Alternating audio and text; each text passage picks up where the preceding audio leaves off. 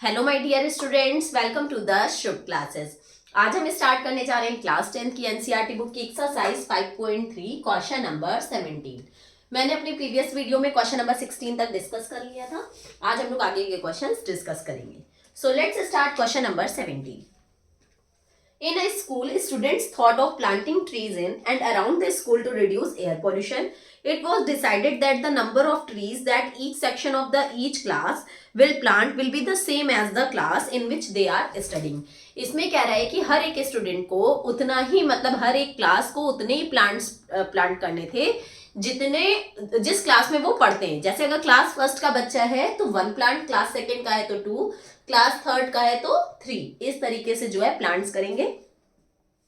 A section of class first will plant first tree, a section of class second will plant 2 trees and so on till class 12। ठीक है, 1 से लेके 12 तक का चलेगा, लेकिन सेक्शन वाइज चलेगा। मतलब अगर क्लास 1 में 2 सेक्शन है तो क्लास 1 का दोनों सेक्शन मिला के अगर एक एक प्लांट करेगा तो 2 प्लांट हो जाएंगे। ठीक है, there are 3 sections of each class. तो हर एक क्लास के कितने सेक्शंस है? 3। तो एक बार जरा ध्यान देना, अगर हम क्लास 1 की बात करते हैं तो क्लास 1 कितना प्लांट करेगा? 1। लेकिन 3 सेक्शन है तो इंटू 3 करेंगे तो वो 3 प्लांट्स प्लांट करेगा। क्लास 2 प्लांट्स प्लांट करेगा बट 3 सेक्शंस है तो वो 6 प्लांट करेगा। क्लास 3 प्लांट्स प्लांट करेगा बट 3 सेक्शंस है तो वो 9 प्लांट करेगा। ठीक है, इस तरीके से चलता रहेगा कब तक? क्लास 12 तक। तो क्लास 12 के बच्चे 12 प्लांट्स प्लांट करेंगे, 3 सेक्शन है तो 36 प्लांट करेंगे। तो जो हमारी एपी बनेगी वो बनेगी 3, 6, 9 dash dash dash dash, last वाला क्या है? 36। ओके, हमें निकालना क्या है? How many trees will be planted by the students. That means हमें क्या निकालना है? एन निकालना है। नहीं सॉरी, हाउ मेनी ट्रीज, कितने ट्रीज प्लांट हुए, एसएन निकालना है। तो एसएन निकालने के लिए हम क्या करेंगे? एसएन का फॉर्मूला लगाएंगे। नंबर ऑफ वो क्या है आपके? 12 है। ठीक है, नंबर ऑफ एन क्या है आपका? 12 होगा। ठीक है, उसके बाद एपी के लिए ए गिवन है 3, तो ए लिख देते हैं हम अपना 3। एन है 12 क्योंकि टोटल कितने क्लासेस हैं? 12, 1 2 3, इस तरीके से करके 12 तक जाएगा। ये 12 की तो वैल्यू गिवन है ना 36। ठीक है, एन गिवन है 12, ए एन मतलब लास्ट टर्म आपका गिवन है 36 और डी आपका गिवन है 6 - 3 दैट इज 3। ओके, ये आपका सब कुछ गिवन है। तो हम सम का जब फॉर्मूला लगाएंगे तो जब हमें लास्ट टर्म गिवन है तो लास्ट टर्म वाला फॉर्मूला लगा लेते हैं, n/2 2a + a/an। ठीक है, ये वाला फॉर्मूला लग जाएगा। Sorry, first term and the last term a + an हो जाता है। तो सम का फॉर्मूला होगा, n है हमारा 12/2, फर्स्ट टर्म आपका क्या था? 3 प्लस लास्ट टर्म क्या था? 36। ठीक है, इसको हम जब सॉल्व करेंगे तो हमारा क्वेश्चन का आंसर आ जाए। तो सॉल्व कर लेते हैं हम लोग। 2 1 = 2, 2 6 = 12, ये कैंसिल हो गया, आ गया 6। 36 एंड 3 को ऐड करेंगे तो हो जाएगा 39। इन दोनों के बीच में कोई साइन नहीं है, दैट मीन्स मल्टीप्लाई। 6 9 = 54 का 4 कैरी आया 5, 6 6 = 18 एंड 5 23। दैट मीन्स सारे सेक्शंस मिलके कितने प्लांट करेंगे? 234 प्लांट्स को प्लांट करेंगे। Got it? बहुत ही सिंपल क्वेश्चन था, सब कुछ आपका गिवन था, सिर्फ वैल्यू पुट करके आपको सम निकालना था। Now let's move on our next question, that is question number 18.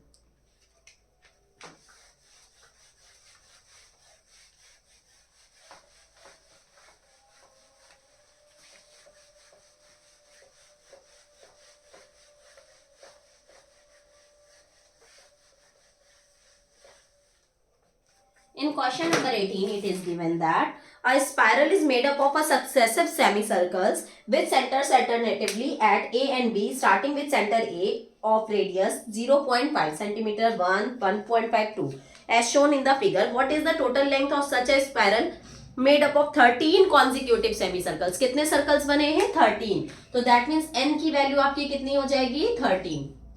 देखो अब क्वेश्चन क्या कह रहा है कि आपका एक स्पाइरल है जो आपका ऐसे फिर ऐसे फिर ऐसे फिर ऐसे करके बनता जा रहा है और टोटल 13 सेमी सर्कल्स ऐसे बन रहे हैं।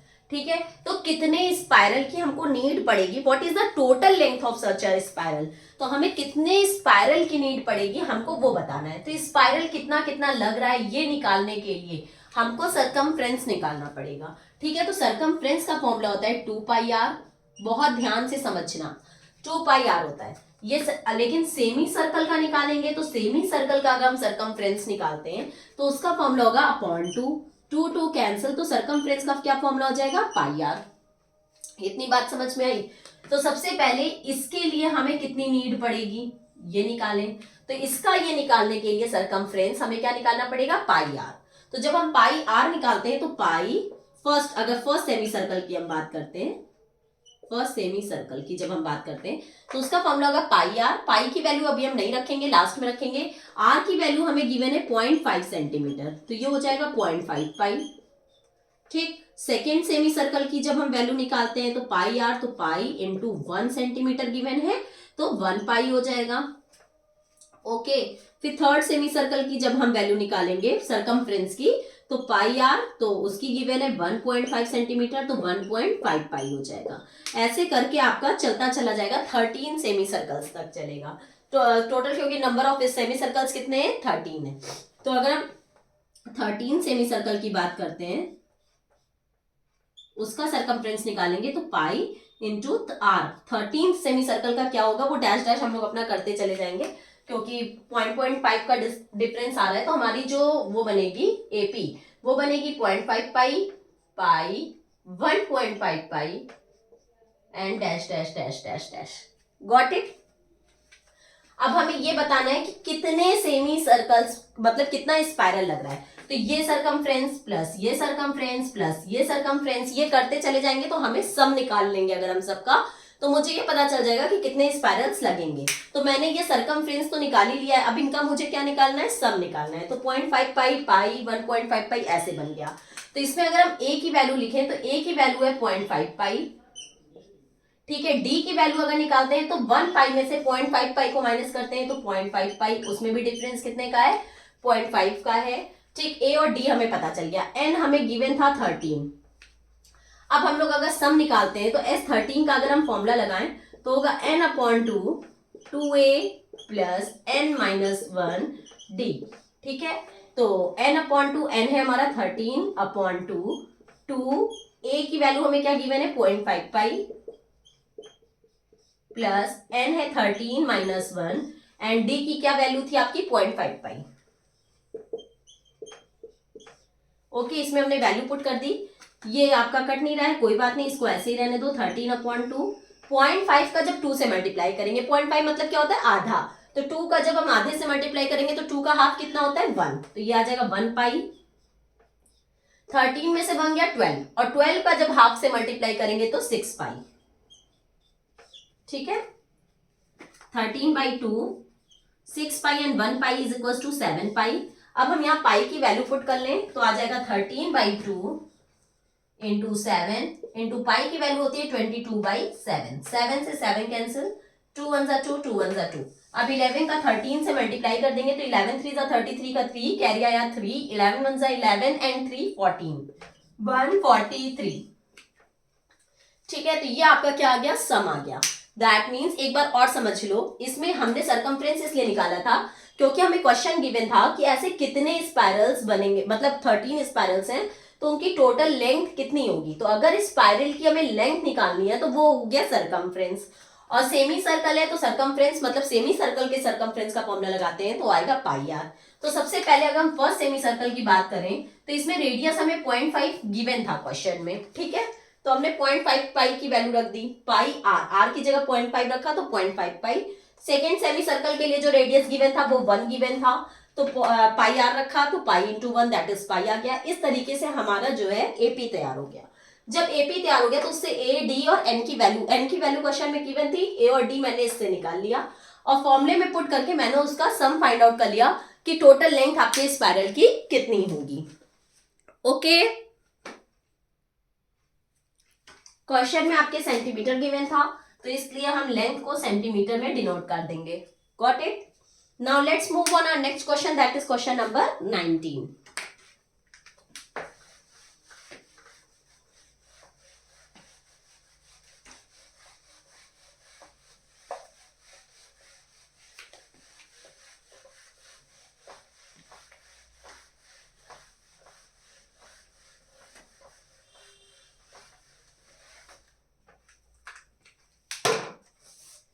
question number 19, it is given that 200 logs were stacked in the following manner.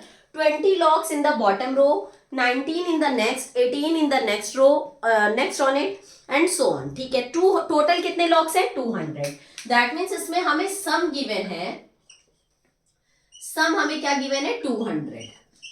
ठीक, और जो AP हमारी बन रही है वो क्या है? नीचे से ऐसे बन रही है. तो सबसे पहले 20 logs रखे गए हैं, फिर 19, फिर 18 ऐसे करके रखे गए हैं. ठीक है, फिर पूछ रहा है in how many rows are the 200 logs placed. कितनी रोज लगेंगी 200 लॉग्स को प्लेस करने के लिए. दैट मीन्स n की वैल्यू. ठीक है, फिर नेक्स्ट है how many logs are in the top row. सबसे लास्ट मतलब टॉप रो में, बॉटम से स्टार्ट हुआ था तो सबसे टॉप पे, मतलब an की वैल्यू पूछ रहा है. टॉप पे कितने आएंगे. ठीक है, सबसे टॉप पे कितने लॉग्स रखे जाएंगे, an की वैल्यू पूछ रहा है. तो ये आपका गिवन है. चलिए ठीक है, हमें तो सम गिवन है ना, तो an बहुत आराम से निकल जाएगा और n भी निकल जाएगा. स्टार्ट करते हैं. सबसे पहले हमारा जो a होगा वो है 20, d क्या है 19, सॉरी 19 माइनस 20 दैट इज -1.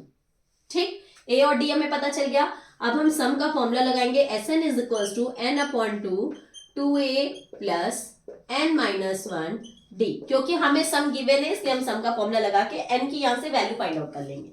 सम है 200, n हमें पता नहीं है 2, a की वैल्यू है 20 प्लस n-1, d की वैल्यू है -1. ओके, ये 2 इधर ले आएंगे तो हो जाएगा 2 2 ज़ा 400 इज इक्वल्स टू n, 20 2 ज़ा 40 प्लस मल्टीप्लाई कर लेंगे -1 का n से multiply -n minus minus plus 1 1 ज़ा 1. Got it.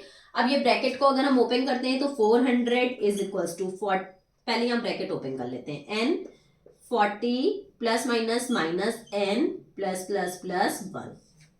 इतनी बात समझ में आ गई. सिर्फ हमने अभी ब्रैकेट ओपन किया, इसको -1 को यहां से मल्टीप्लाई कर दिया.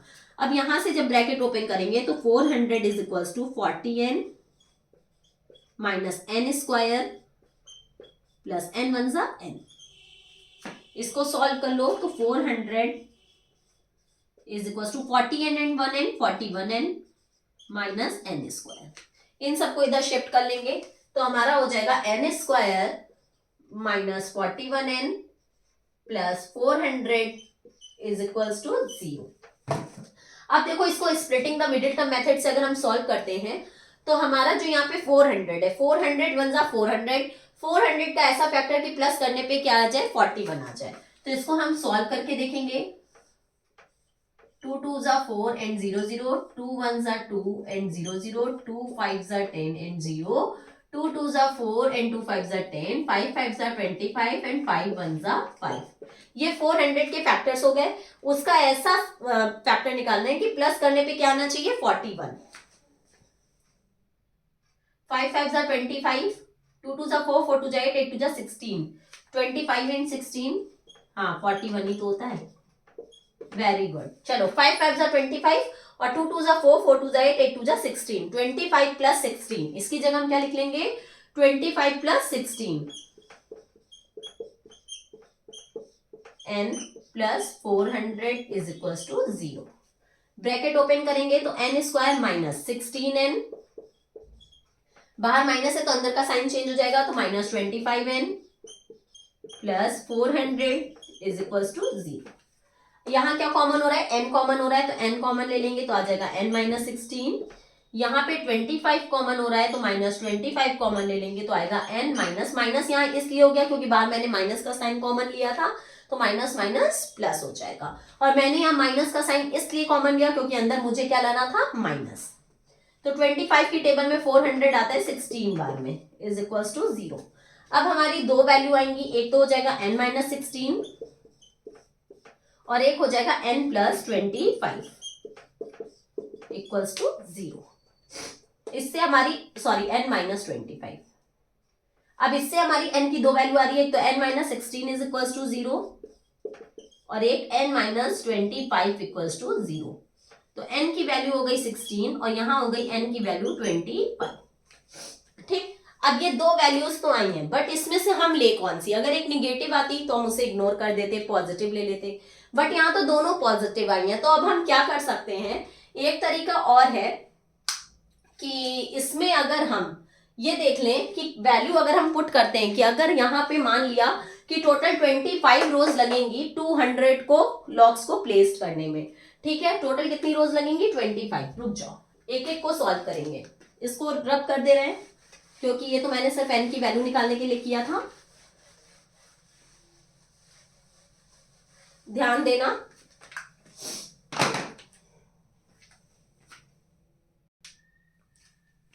तो स्टार्ट करते हैं। हमें an की भी वैल्यू फाइंड आउट करनी थी, तो an का क्या मतलब हुआ, n की वैल्यू पुट करें। तो अगर हम पहले 25 पुट करके देख लेते हैं, तो a25 जब हम पुट किए तो इसका फॉर्मूला क्या बनता है, a + 24d। जो ये an हम फाइंड आउट कर रहे हैं, ये क्या फाइंड आउट कर रहे हैं कि सबसे टॉप रो में कितने लॉग्स लग सकते हैं, दैट मीन सबसे ऊपर, यहाँ सबसे बॉटम से स्टार्ट हुआ था, सबसे टॉप पे कितने लॉग्स लग सकते हैं, तो वही हम an यहाँ निकाल रहे हैं। तो सबसे पहले n हम 25 लिया, तो a25 का फॉर्मूला लगाएंगे, तो a + 24d। a की वैल्यू आपकी थी 20 + 24, d की वैल्यू थी -1, 20 प्लस माइनस माइनस 24 1 सा 24, 20 में से 24 जाएगा तो -4। दैट मीन सबसे टॉप रो में कितने लॉग्स होंगे, -4। क्या कोई भी लॉग्स निगेटिव में हो सकते हैं क्या? नहीं भाई, हम -4 लॉग्स सबसे ऊपर रखेंगे, पॉसिबल ही नहीं है। निगेटिव में कैसे लॉग्स हो सकते हैं? तो दैट मीन्स a की वैल्यू, ये n की वैल्यू 25 हम नहीं ले सकते। अब n की वैल्यू हम 16 लेके देखते हैं, ठीक है। a16 = a + 15d लग जाएगा। तो a की वैल्यू है आपकी 20 + 15, d की वैल्यू हो जाएगी -1।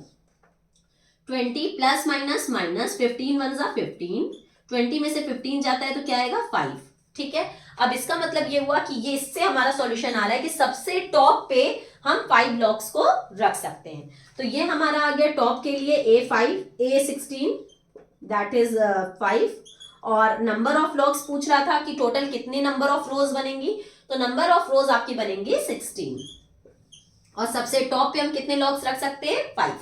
Got it? समझ में तो आ ही गया होगा। सबसे पहले मैंने सम का फॉर्मूला गिवन था, सम गिवन था इसलिए सम का फॉर्मूला लगाया, सम का फॉर्मूला लगा के मेरी एक इक्वेशन बनी, इससे मैंने n की वैल्यू फाइंड आउट कर ली, 2 वैल्यू निकली। उसके बाद हमें an निकालना था, तो an का फॉर्मूला लगा के जो हमारा सेटिस्फाई किया वो मैंने कर दिया। Got it? Now let's move on our next question, that is question number 20।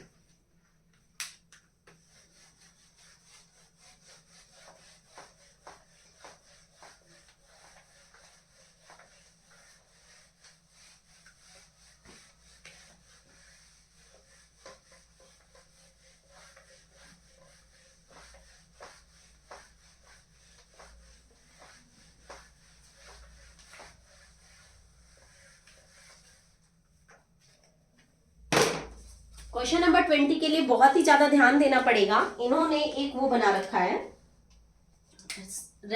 Race type का है, एक ये आपका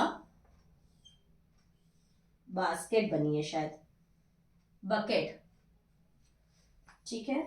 इस पे एक ऐसे लाइन है, डिस्टेंस है 5 3 3,